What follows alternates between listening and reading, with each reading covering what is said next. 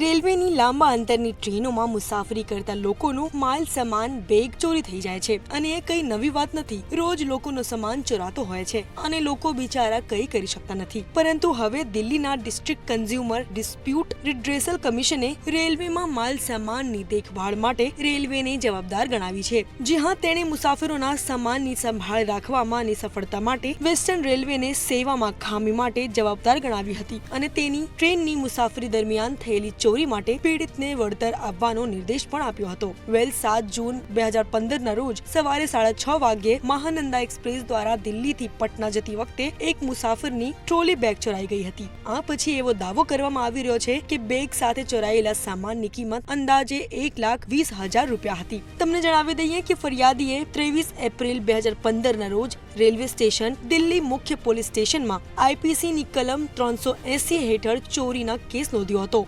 આ પછી DCDRCએ આ ચોરી માટે રેલવેને જવાબદાર ગણી હતી અને તેને પ્રવાસીને 1 મહિનાની અંદર વળતર આપવા આદેશ આપ્યો હતો.